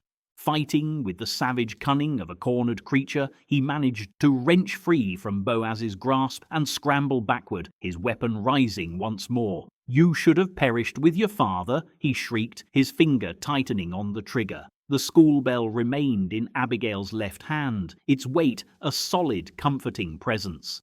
Instinctively, she drew back her arm and hurled it with all the force and accuracy honed by 8 years of supervising playground antics. The brass bell connected with Blackwood's temple with a resounding clang, sending him reeling sideways just as his shot discharged.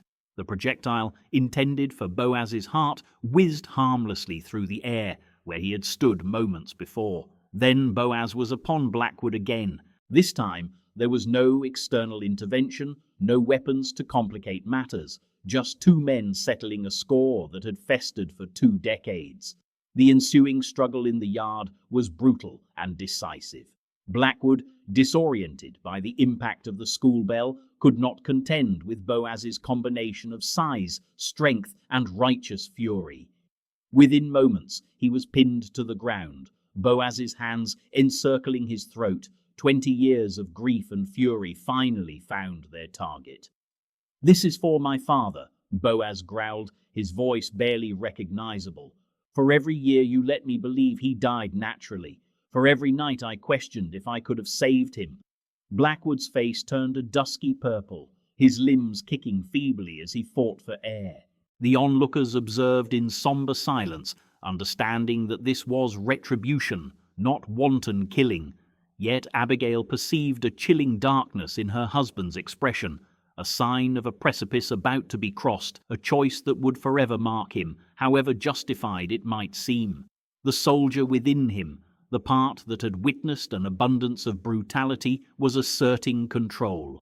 "Boaz!" she called from the window, her voice piercing the red haze of his rage. "Stop! He is not worth condemning yourself." For a tense moment, his grip intensified, and she feared he wouldn't heed her plea. Then his gaze met hers across the distance, and she saw the man she had married grappling with the shadows of his past, love locked in a battle with vengeance in his eyes. Slowly his hands relaxed their hold. Blackwood gasped and wheezed, drawing ragged breaths, but he was alive. "You are right," Boaz stated, his voice thick with emotion. "He is not worth it." He looked down at the subdued figure beneath him, "but he will answer for his actions." Dr. Morrison stepped forward, producing rope from his medical satchel, and together they secured Blackwood while he was still too stunned to effectively resist. The falsified deed Abigail had uncovered, coupled with Blackwood's own confession made before witnesses, would be sufficient evidence to convict him of murder and fraud. As the adrenaline of the conflict began to subside, Abigail found herself trembling with the aftermath. She carefully placed the pistol on the windowsill and hurried downstairs, an urgent need to touch her husband, to reassure herself of his safety and well-being. He met her at the base of the stairs, embracing her with a desperate strength. For a prolonged period, they held each other in a silent embrace, both quivering from the residue of violence and the stark realization of how close they had come to losing the future they were building together. "I thought he was going to kill you," she whispered against his chest. "I thought he was going to shoot you right out of that window," he responded, his voice rough with emotion. "When I saw him aim that weapon at you, but he didn't. We are both here. We are both alive." Dr. Morrison cleared his throat respectfully. "We should escort Blackwood to town and hand him over to the sheriff before news spreads and someone decides to take matters into their own hands." As the men prepared to escort their captive, Reverend Matthews approached Abigail, something glinting in his hand, her mother's wedding ring, an heirloom she realized she had never actually worn. "I found this on the ground," he said kindly. "It must have fallen from your belongings during the commotion." She gazed at the simple gold band, a symbol of aspirations she had long considered lost forever. Then she looked up at Boaz, this man who had offered her not the passionate romance she had once envisioned, but something far more profound and enduring, a partnership built on respect and love that had blossomed from practical beginnings into something precious and true. "Would you place it on my finger?" she asked him softly. His hands were gentle as he slid the ring onto her finger, his eyes never leaving hers. "With this ring," he murmured, echoing words from a ceremony they had never had. "I thee wed, not out of convenience or necessity, but from love." "From love," she repeated, and the words resonated as a pledge more sacred than any spoken within the confines of a church. The sun began its descent over the prairie, painting the sky in vibrant hues of orange and gold, as Marcus Blackwood was loaded into Dr. Morrison's wagon for the journey to town and the administration of justice. His hired enforcers were either deceased or apprehended. His reign of terror, spanning decades, had finally met its conclusion.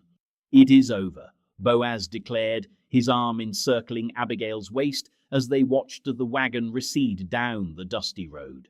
"No," she countered, her gaze falling upon the wedding ring that now rested precisely where it belonged, on the finger of a woman who had discovered the love she believed would forever elude her. "It is merely the beginning." The school bell lay in the dust where it had fallen after striking Blackwood.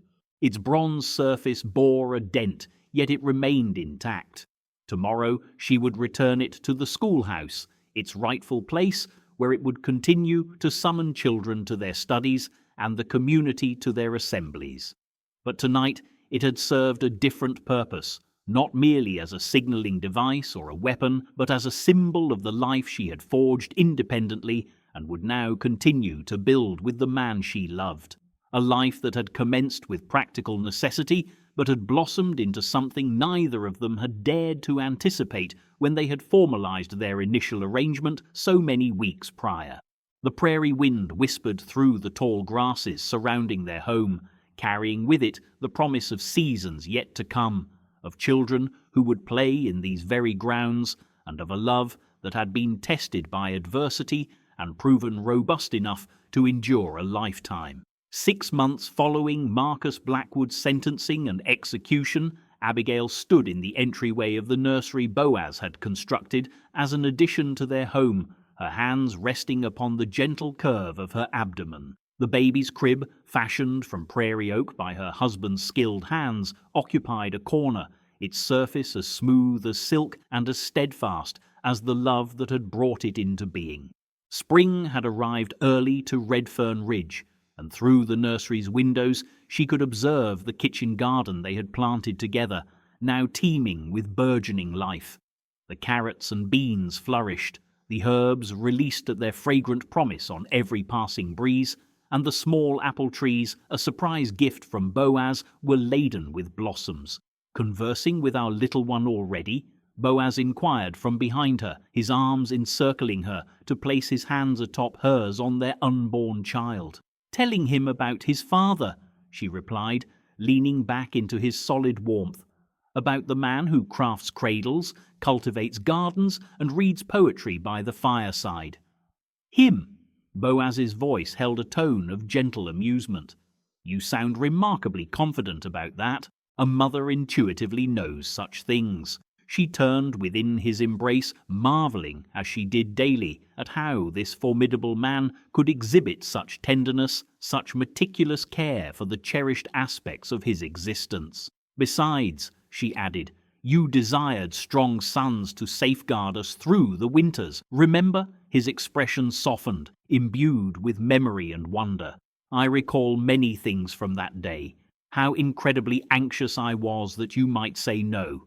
My certainty was unwavering, that I was placing an unreasonable burden upon you. You weren't asking for too much, she affirmed, her hand ascending to gently caress the lines etched around his eyes, testament to shared laughter and burdens lightened by their union. You were offering me everything I believed I had lost forever. The cheerful sounds of children at play from the schoolhouse drifted on the morning breeze, a reminder that in merely an hour she would need to sound the school bell. This was the same ornate bell that had once served as her defiant tool, but now it had returned to its true calling, gathering young minds for the pursuit of knowledge. She had continued her teaching throughout her pregnancy, with Boaz's complete backing and the community's approval. She intended to continue until their child required her presence more urgently than her students did. Mrs. Patterson paid a visit yesterday while you were away, she mentioned. She was curious if we had settled on any names. And what was your response to her? That we were exploring several possibilities. She looked up at him, a smile gracing her lips. Although I do have a personal preference, allow me to hazard a guess. Something from literature, Byron, Tennyson, perhaps Shakespeare. She let out a laugh, its joyous sound filling the sun-drenched nursery. Samuel, in honor of your father, so that our son will understand the caliber of the man he is named after and the heritage he is set to inherit. The profound emotion that flickered across Boaz's countenance was almost overwhelming to observe. His father's pocket watch had been reinstated in its rightful place, not as a relic of sorrow, but as an emblem of continuity, a representation of affection passed down through successive generations. Samuel Cutter, he uttered softly, testing the sound of the name. It possesses a pleasing resonance, a robust appellation for a sturdy young boy destined to grow up with the full knowledge that he is cherished, desired, and an integral part of something far grander than himself. They stood together in a comfortable quietude, envisioning the future that lay ahead of them, encompassing the spring planting and the harvest celebrations, the tender moments of first steps and first words, the daily triumphs and the inevitable difficulties of forging a shared existence upon the unforgiving yet breathtaking expanse of the prairie that they both held dear. Do you ever harbor any regrets? Boaz inquired abruptly, questioning the surrender of your independence, the entanglement with a rancher whom you scarcely knew. Abigail pondered his question with deep consideration, as she had done on numerous occasions over the preceding months. The woman who had affixed her signature to that pragmatic agreement seemed like a distant stranger, resigned to her solitude, convinced that genuine affection was an unattainable luxury. "I regret squandering so many years under the misguided belief that I was undeserving of this," she finally responded. "I lament all the time we could have shared had I possessed the courage to aspire to something superior to mere existence. And I lament my conviction that practical arrangements offered greater security than the risk of exposing my heart," he replied, his hands moving with gentle deliberation over the swell where their child was developing. "As it turns out, love was the sensible choice all along. It simply took me 35 years to grasp that." The school bell commenced its familiar summons across the prairie, its peal initiated by Sarah Mitchell, who had generously offered her assistance with school duties as Abigail's pregnancy progressed. Soon, the single-room schoolhouse would resonate with the eager voices and boundless energy of children, absorbing the lessons that would equip them for their own trajectories on the frontier. But for the present moment, Abigail and Boaz stood within their child's nursery, enveloped by the life they had meticulously constructed from nothing more than mutual necessity and hopeful deliberation. The infant's cradle awaited its inaugural occupant with quiet patience, a symbol of aspirations realized and promises fulfilled, of a practical affection that had blossomed into something uncommon, precious, and enduring. Beyond their window, the prairie unfurled an endless vista towards the horizon, vast, challenging, and brimming with latent potential. At one time, that very landscape had seemed to taunt Abigail's solitude, amplifying her isolation through its stark beauty. Now, however, it spoke to her of abundance and opportunity, of ample space for growth, for dreaming, and for building something lasting with the man who had recognized her intrinsic worth when she herself had lost sight of it. "I love you," she declared, the words still feeling remarkably fresh and wondrous upon her tongue. "I love you too," he reciprocated, and in his voice she detected the silent pledge of all their coming days, both practical and impassioned, firmly rooted in reality, yet elevated by hope. As steadfast as the prairie grasses, and as unwavering as the wind that would perpetually whisper across their domain, the baby stirred beneath her hands, a subtle flutter of recognition, prompting a smile from Abigail. Their son would grow up knowing he was desired, knowing he was an integral part of a love story that commenced with a simple accord, but had blossomed into something rich, intricate, and profoundly beautiful. In the distance, the school bell persisted with its patient call, an invitation for the future to commence its unfolding.